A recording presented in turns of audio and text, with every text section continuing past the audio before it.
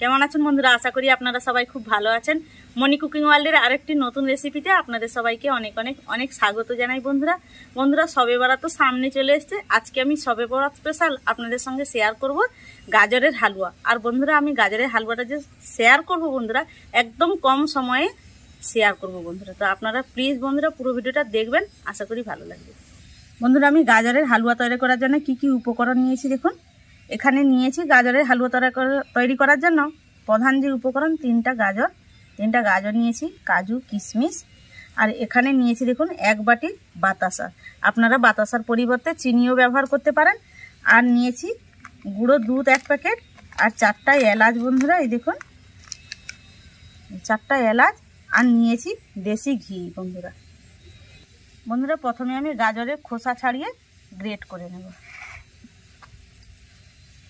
মুখের অংশটা একটু কেটে দিলাম আর পেছনের অংশটাও একটু কেটে দিলাম। এবার খোসা ছাড়িয়ে নেব।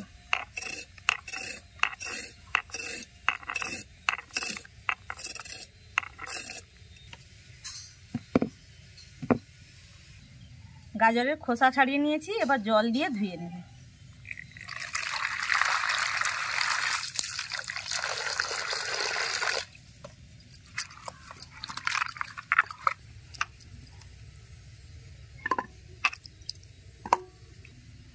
গাজর গ্রেট করে নেব।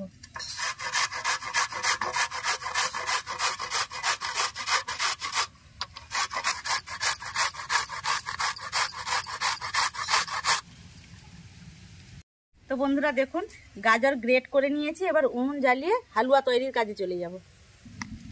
উনুন জ্বালিয়ে কড়া বসিয়ে দিয়েছি। কড়ার মধ্যে দিয়ে দেব ছোট চামচের 2 চামচ ঘি।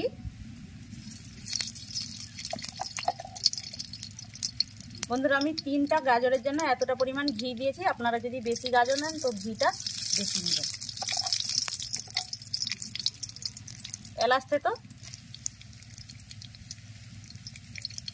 কাজু কিশমিশ,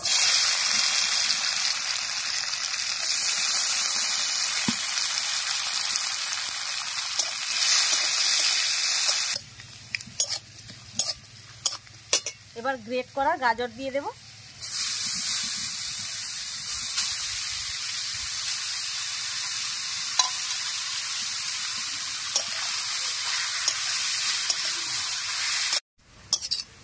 বন্ধুরা হালকা আছে 2 মিনিট গাজরটা ভালো করে ঘিয়ের মধ্যে ভেজে নিয়েছি।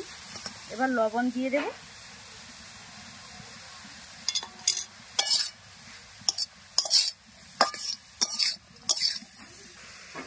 বন্ধুরা এবার দুধ দিয়ে দেব। দুধটা দেখুন বন্ধুরা জলে মিশিয়ে নিয়েছি, আমি 2 প্যাকেট দুধ ব্যবহার করেছি। এবার দুধটা দিয়ে দেব।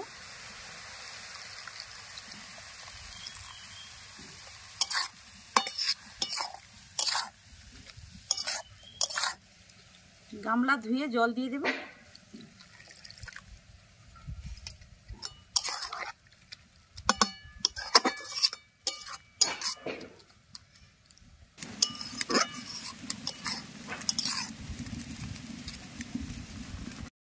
ঢাকনা খুলে নেব।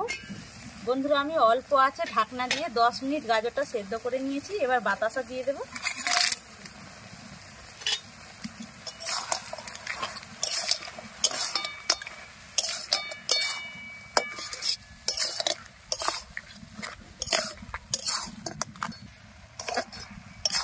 বন্ধুরা আবারও অল্প আছে ঢাকনা দিয়ে 5 মিনিট রেখে দেব। ঢাকনা খুলে নেব। আর দেখুন বন্ধুরা বাতাসাটা কিন্তু গলে গিয়েছে, এই দেখুন।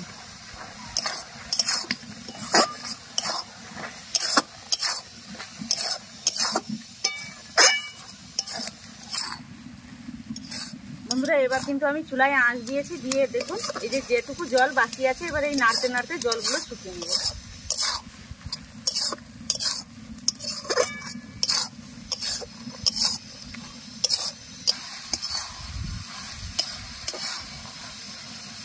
বন্ধুরা এই পর্যায়ে আমি 1 চামচ ঘি দিয়ে দেব, ছোট চামচের 1 চামচ।